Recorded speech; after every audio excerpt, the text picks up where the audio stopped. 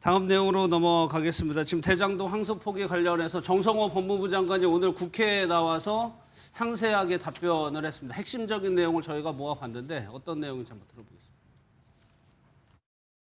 장관님, 이 모든 책임을 지고 사퇴하셔야 된다는 국민적인 여론이 있고 의견이 있습니다.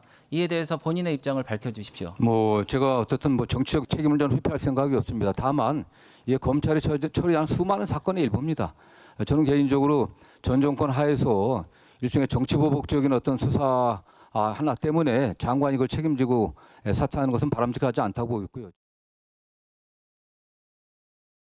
대검에서 항소할 필요성이 있다 이런 의견이 있다는 얘기를 들어오고서 이게 중형 선고됐는데 신중히 판단을 필요치 않겠냐 이런 정도 얘기를 하고 항소를 알아서 포기하라고 했다고 한다. 이렇게 법무부 차관에게 지시하셨습니까? 그런 사실 없습니다. 네. 정성호 장관이 밝힌 부분은 크게 세 가지입니다. 사퇴하지 않고요. 대통령실과 교감 없었고 항소 포기 지시하지 않았다라고 기존 입장을 다시 한번 확인한 셈이 된 거예요. 정성호 본부장이 나와가지고. 그런데 요거 하나 여쭤볼게요. 그런데 노진수 검찰총장 대행은 이진수 법무부 차관이 항소 포기를 안 하면 수사지휘권을 발동할 가능성이 있다라고 주장을 했어요. 예. 그러면 만약에 이 검찰 수사지휘권을 만약에 발동을 했다면 예. 지금하고 상황이 많이 달랐을까요? 뭐 거의 그대로 아니었겠습니까? 그러니까 수사지휘권을 발동할 수 있다는 걸 암시했다면 그것은 즉슨 검찰이 알아서 항소 포기를 하라고 하는 무언의 압박인 것이죠. 이거는 다 상당히 중요한 판례들이 많이 있습니다. 예. 지난 박근혜 정부 당시에 이제 여러 가지 재판과 수사가 있었는데 이 강요라고 하는 것은 어떤 무언의 압박도 충분히 강요가 성립이 됩니다. 그러니까 상대방이 느꼈을 때 예. 내가 이 지시와 요구를 듣지 않았을 경우에 나 또는 내가 속한 기관이 상당한 불이익을 당할 수 있을 것이라는 것을 누구나 제3자도 인지할 정도로 충분히 성립이 된다면 이것은 강요가 되는 것입니다. 예. 그러니까 지금 정성호 장관이 신중히 검토하라 이런 말을 했다고 하지 않습니까? 보통 신중하게 해라라고 하는 말은 우리가 그 의미를 다 알죠. 어떤 일을 한다고 했을 때 그거 과연 맞을까? 신중해야 돼라고 한다는 것은 하지 말라는 뜻입니다. 사실은. 예. 만약에 정말로 항소를 해도 된다라고 정성호 장관이 생각했다면 신중히 검토하라고 하는 것이 아니라 기존에 했던 대로 해라. 과거의 선례대로 하라. 이렇게 아마 지시를 했을 겁니다. 예. 그리고 이 이진수 차관, 앞으로 이거는 진실게임 양상이긴 합니다만 정말 차관이 수사지휘권의 단 시효자라도 꺼내서 그것을 암시했다면 그것은 사실상의 하명, 항소 포기입니다. 그렇기 때문에 예. 이것은 앞으로 상당한 또 하나의 국정농단의 사례로 저는 기록될 것이라고 봅니다. 예. 국정농단이라고 하면은요, 살짝 겁줬는데 겁먹고 그러면 안 한 거잖아요. 지금 얘기하신 대로 그걸 국정농단이라고 얘기를 하시는 거잖아요. 그러면 검찰은 권한이 없습니까? 검찰의 권한은 누가 협박하더라도 위에서 심지어 수사지휘권이 행사돼서 꺾이는 한이 있더라도 예를 들어 당시에 수사팀이 중앙지검장 그리고 대법원장, 대법에서 대법 차관이 예. 예를 들어 기소하지 마, 항소하지 마라고 얘기하더라도 저는 못하겠습니다 하고 사인해가지고 내면 항소가 되는 거예요. 예. 그렇잖아요. 그 권한이 없는 게 아니지 않습니까? 그러면 본인의 권한을 갖다가 행사하지 않고 예. 이제 와서 압박을 받았다. 그리고 뭐 했다 이렇게 얘기하는 게 과연 맞냐라는 거예요. 그러니까 과거에 지난 3년 동안 검찰이 뭐였습니까? 왜 욕먹었습니까? 대통령 눈치 보고 그다음에 권력의 눈치 보고 그래서 김건희 씨 수사 안 하고 이래가지고 욕먹었잖아요. 그럼 이제 와가지고 법무차관 말 한마디에 수사지휘권의 시효자만 나왔는데 예. 지레 겁먹고 꼬리 내렸다고 그리고 이제 와서 꼬리고 내리고 난 다음에 항소 포기가 되고 나니까 이제 와가지고 문제 삼는다? 예. 그것도 사실은 웃긴 거예요. 그럼 검찰이 정말로 소신을 가지고 수사를 했다면 저는 항소 계속 했어야 된다고 봅니다. 아니 이게 이문정 검사장이 했었던 똑같은 논리입니다. 그 항소할 수 있는 권한을 검찰이 갖고 있었는데 포기한 건 결국 검찰 아니냐 이 얘기를 하는데 저는 이렇게 비유해서 말씀드리겠습니다. 이거 학교 폭력 피해자에게 가해자가 때리는데 왜 너 가만히 맞고 있었냐? 너도 때릴 수 있었잖아. 이거 얘기하는 거랑 똑같은 거예요. 예. 근데 전혀 하지 못하도록 사실상 외압을 해놓고 야, 너 그때 할 수 있었는데 왜 안 했어? 이렇게 얘기하는 건 전형적인 강자의 논리고 피해자의 마음은 전혀 이해하지 못하고 하는 얘기죠. 우리 네. 생각해 보십시오. 그거 신중하게 하십시오. 안 그러면 수사지휘권 발동할 겁니다. 이렇게 얘기한다면 누가 그거를 마음 먹고 할 수 있겠습니까? 본인이 갖고 있는 권한이라고 하더라도 저도 학교 폭력 피해를 당했다라고 한다면 저도 방어하고 그 친구에게 폭력 행사할 수 있겠죠. 예. 그러나 학교 폭력 피해자에게 지금 너가 피해서 아니면 예. 예? 이거랑 같은 논리입니다. 그래서 관심을 모으는 사람이 노만석 대행입니다. 노만석 검찰총장 대행이 무언가를 설명해 줘야 되는 거 아니냐. 어제 하루 휴가 냈다고 했죠. 오늘 출근을 했거든요. 또다시 기자들이 물어봤습니다. 어떻게 대응했는지 한번 보겠습니다.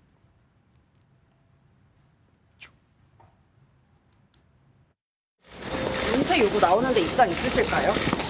이진수 차관으로부터 수사 지휘권 언급 들으셨어요?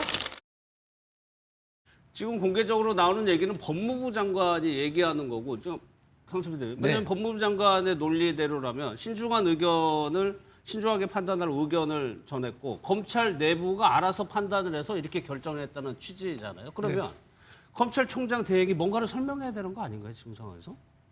그러면 우리가 얼마 전에 그 윤석열 전 대통령 그 즉시 그 항고 포기했을 때 뭐 제대로 된 해명했습니까? 안 했잖아요. 네. 그러니까 검찰총장이라는 분은 나름대로 조직의 수장이잖아요. 네. 그럼 본인의 판단에 대해서 그러니까 어떤 사정이 있었는지는 본인 일인 것이고 본인이 그렇게 결정을 내렸으면 책임지고 가는 거예요. 근데 그거를 까만득한 후배 검사들 오니까 아우 나 너 그 불만이고 힘들었어 이런 얘기 하는 거 예. 적절하지가 않아요. 예. 그리고 대한민국에서 검찰이 약자라고 생각하는 사람 누가 있겠습니까? 무슨 약자라고 말을 합니까? 그렇기 때문에 충분히 항소하고 하고 싶었으면 정의롭다면 해야죠. 그리고 징계 받으면 징계 취소 소송하면 될 거 아닙니까? 그리고 저는 이건 본질하고 좀 본질을 흐리는 주제예요. 그러니까 지금 계속해서 이거 정쟁의 어떤 소재로 삼고 있는데 여기에 대해서 저는 대통령실과 여당이 놀아나서 안 된다고 생각을 합니다. 네. 그러니까 지금 국민들이 궁금해하는 거는 이 대장동 일당이 나쁜 사람들이잖아요. 그럼 제대로 된 처벌을 받았는지 궁금한 것이고 그다음에 이 사람들이 벌인 이 범죄로 인해서 범죄 수익이 돈이 한마디로 제대로 환수가 되는가 사람들은 그걸 국민들은 궁금해하는 네. 거예요. 그런 연장선으로 따지면 사실 50억 클럽 이런 사람들 수사 제대로 안 했을 때 그때는 왜 침묵했습니까? 그래야지 이것을 검찰에 관련된 걸로 이렇게 뭐 수사 지휘권이 내 장관이 잘못되니 이거는 제가 봤을 때는 별 문제가 없고 그렇게 따진다고 하면 얼마 전에도 박성재 법무부 장관이 검찰 과장한테 보고서를 왔습니다. 그게 계엄에 관련 계엄 및 정당성에 관련 문건이에요. 그거 가지고 누구 만난 줄 아세요? 김주현 민정수석 만나요. 이한규 법제처장 만나고 이상민 장관 만나요. 어디서? 삼청동 안가에서 이 사람들 거기 왜 만났냐고 대통령도 없이 물어보니까 그냥 연말이라 모임했다 그랬어요. 그래서 우리 야당에 그때 당시 민주당에서 얼마나 비판했습니까? 네. 삼청동 대통령 안가가 뭐 삼청동 맛집이냐. 근데 알고 보니까 다 이렇게 지시받고 했던 거 아니에요. 그러면 여기에 대해서는 대통령실, 민정수석, 법무부 장관 그리고 검찰 과장으로 이어지는 이 루트에 대해서는 왜 지적 안 하고 왜 여기에 대해서는 사표 내라고 안 하는 겁니까? 그래서 이거에 대해서는 저는 검찰이 지금 검찰청 폐지된 마당에서 보완 수사권이라도 확보하기 위한 저는 그런 제스처가 아닌가 저는 그렇게 해석합니다. 알겠습니다. 노만석 대행이 그래가지고 아직까지 입장을 명확하게 내지 않고 있습니다. 사퇴할 것이냐 아니면 그대로 직을 유지할 것이냐 아직까지는 지금 뉴스가 안 나오고 있는 상황이에요. 이런 상황에서 정치권은 어떻게 대응을 하고 있는지 보겠습니다. 국민의힘은 아주 뭐 큰 집회를 연다고 했었는데 한번 영상을 보도록 하겠습니다. 일부 정치검사들이 지금 왜 소동을 벌이고 있습니까? 증거 조작, 조작 기소, 별건 수사, 협박 수사 등이 드러날까 봐 두려운 겁니다. 불법 수사, 봐주기 수사했던 검사들이 오히려 수사 대상이 되니까 겁먹은 겁니다. 겁먹은 개가 요란하게 짖는 법입니다. 엄중히 수사하고 엄벌에 처해야 합니다.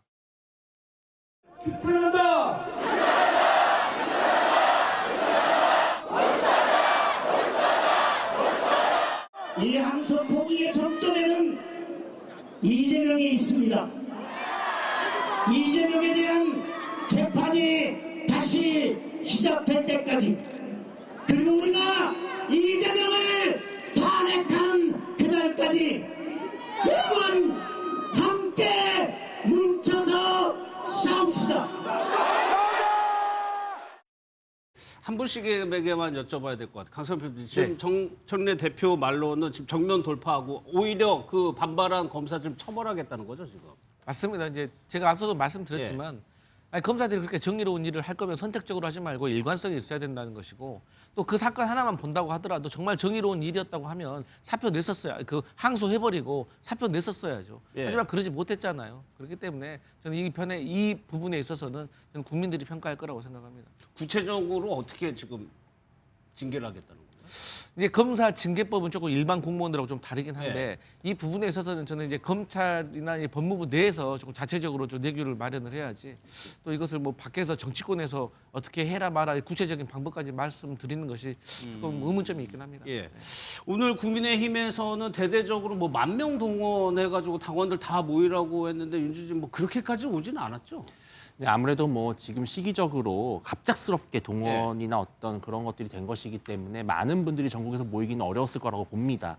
아마 조금 더 시간을 두고 과거에 뭐 동대구 집회처럼 그렇게 크게 기획을 했다면 좀 상황이 달랐을 텐데 지금 현재는 좀 어려운 상황이고 다만 지금 이번에 이 항소 포기와 관련해서는 사실 국민적 여론이 매우 안 좋을 거라고 저는 생각을 합니다. 예. 왜냐하면 누가 보더라도 사실은 그동안 검찰이 이렇게 중대한 비리게이트 사건에 있어서 상당히 많은 혐의들이 무죄로 판단이 됐음에도 불구하고 항소를 하지 않는다? 그런 선례가 사실은 없습니다. 그러니까 형평성 차원에서 너무나 맞지 않는 그런 기록인 것이고 그렇기 때문에 이번 항소 포기가 결국은 이 대장동 사건의 정점에 이재명 전 성남시장이라고 하는 지금 현직 대통령이 연루가 되어 있기 때문에 결국 눈치를 받고 지금 노만석 검찰총장 대행 같은 경우에는 이 침묵이 의미하는 바가 상당히 무겁습니다. 그러니까 결국은 노만석 대행이 말하고 싶은 것은 어쩔 수 없이 힘에 꺾여서 결국은 항소 포기를 했다는 것인데 아까 말씀 주신 중에 검찰이 어떻게 사회적 약자냐 이런 말씀을 하십니다. 물론 검찰이 그동안 국민들을 상당히 실망시킨 부분이 저도 있다고 생각을 합니다. 예. 그런데 지금은 검찰이 정말 사회적